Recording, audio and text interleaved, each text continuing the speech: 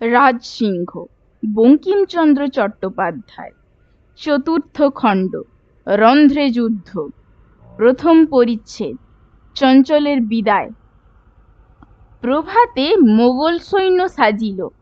রূপনগরের গড়ের সিংহদ্বার হইতে উষ্ণীষ কবচ শোভিত গুম্ফ শস্য সমন্বিত অস্ত্রসজ্জা ভীষণ অশ্বারোহী দল সারি দিল।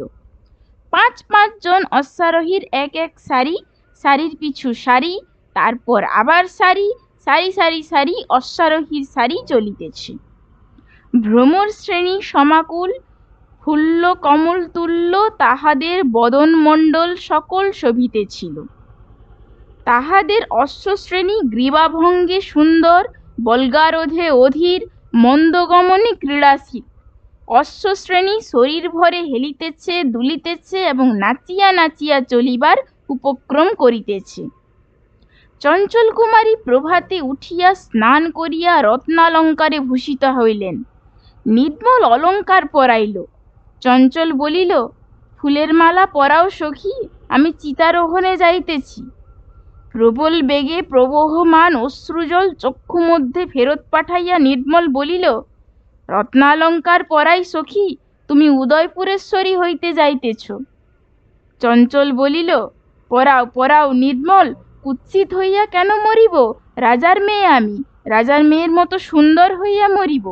সৌন্দর্যের মতো কোন রাজত্ব? রাজত্ব কি বিনা সৌন্দর্যে শোভা পায়? পরাও। নির্মল অলঙ্কার পরাইল। সে কুসুমিত তরুবিনিন্দিত কান্তি দেখিয়া কাঁদিল, কিছু বলিল না। চঞ্চল তখন নির্মলের গলা ধরিয়া কাঁদিল।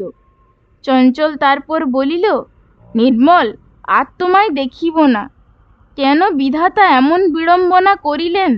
দেখো, ক্ষুদ্র কাঁটার গাছ যেখানে জন্মে সেইখানে থাকে, আমি কেন রূপনগরে থাকিতে পাইলাম না?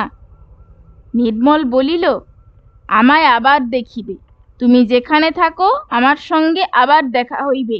আমায় না দেখিলে তোমার মরা হইবে না, তোমায় না দেখিলে আমার মরা হইবে না।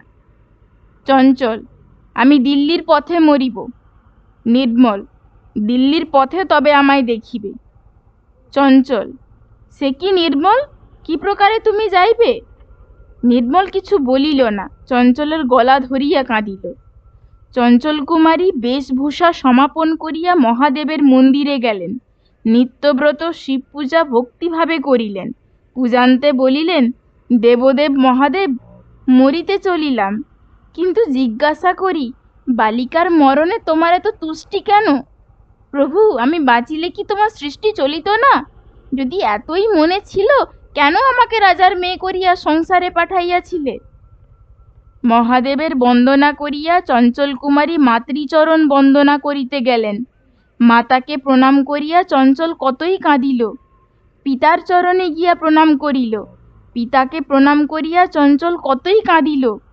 তারপর একে একে সখীজনের কাছে চঞ্চল বিদায় গ্রহণ করিল। সকলে কাঁদিয়া গণ্ডগোল করিল। চঞ্চল কাহাকে অলঙ্কার, কাহাকে খেলনা, কাহাকে অর্থ দিয়া পুরস্কৃত করিলেন।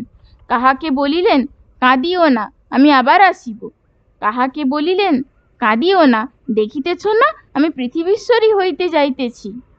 কাহাকেও বলিলেন, কাঁদিও না, কাঁদিলে যদি দুঃখ যাইত, তবে আমি কাঁদিয়া রূপনগরের পাহাড় ভাসাইতাম।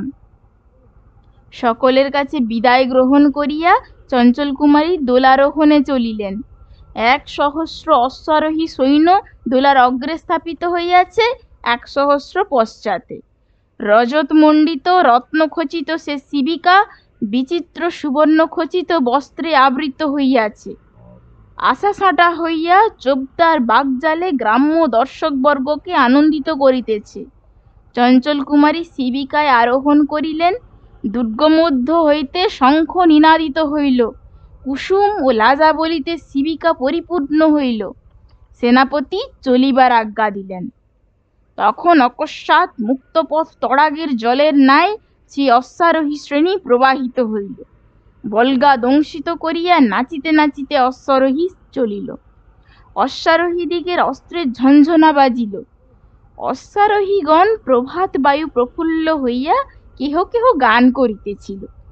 শিবিকার পশ্চাতে যে অশ্বারোহীগণ ছিল, তাহার মধ্যে অগ্রবর্তী একজন গাইতেছিল, सरम से पियारी सोमरत बंशीधारी झूरत लोचन से बारी न समझे गोप कुमारी जहिन बैठत मुरारी বিহারত রাহ তুমারি।